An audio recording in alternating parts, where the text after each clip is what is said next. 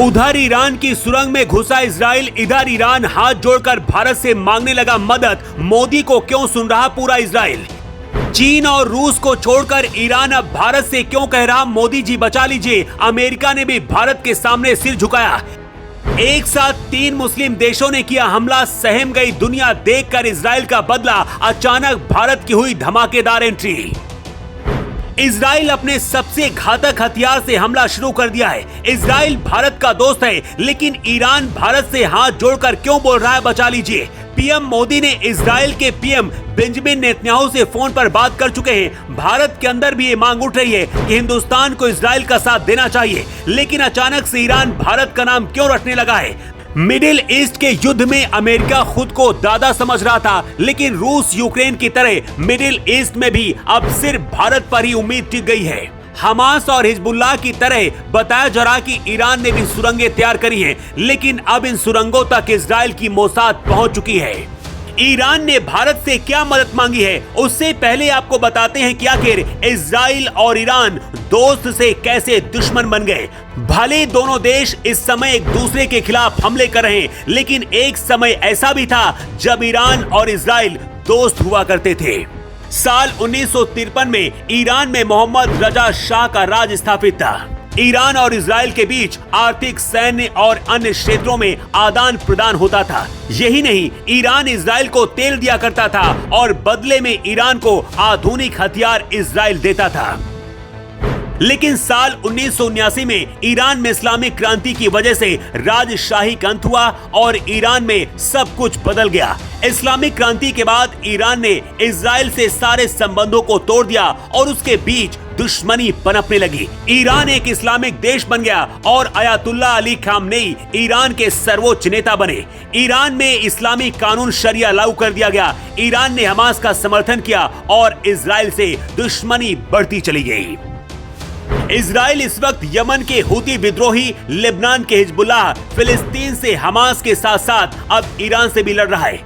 Israel इधर Lebanon, Hamas और Iran को संभाल रहा है और उधर इजराइल की तरफ से यमन के हूती विद्रोहियों को अमेरिका और ब्रिटेन ने मिलकर धुआं बना दिया है। अमेरिका ने इसकी जानकारी खुद दी है और बताया है कि इजराइल के दुश्मन हूतियों के 15 ठिकानों को खत्म कर दिया गया है।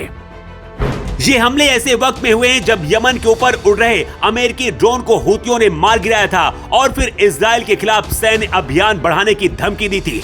पिछले सप्ताह अमेरिकी युद्धपोतों को निशाना बनाकर हमले की जिम्मेदारी भी इसी संगठन ने लिया था। अमेरिका, ब्रिटेन ने इसका फायदा उठाया और 15 ठिकानों को खत्म कर दिया।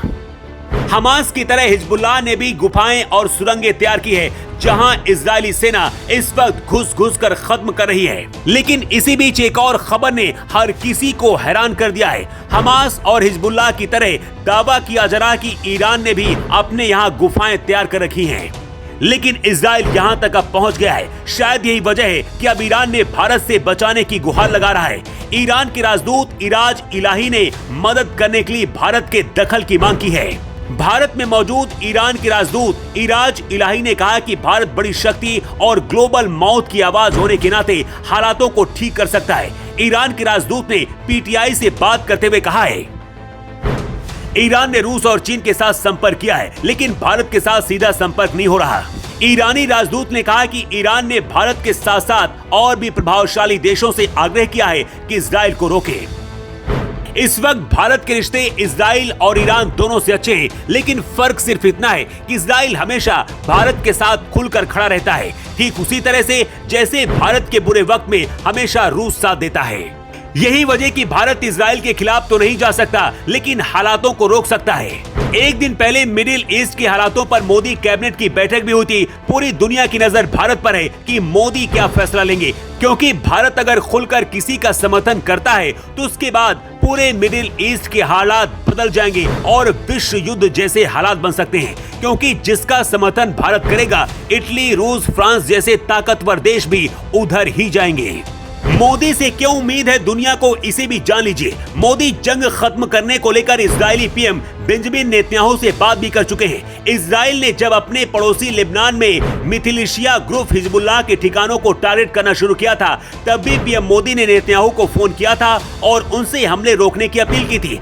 भारत के पीएम रूस और यूक्रेन के बीच जारी जंग में भी दोनों देशों के राष्ट्रपति से मिल चुके हैं, जिसका मतलब है कि भारत हर जगह दखल दे सकता है और वो सीधा बात भी कर सकता है। लेकिन इस वक्त इजराइल बदला लेने के मूड में है और ईरान उसके टारगेट पर है। ऐसे में क्या भारत को दखल देना चाहिए? अपनी राय कमेंट करके आप जरूर बताएं।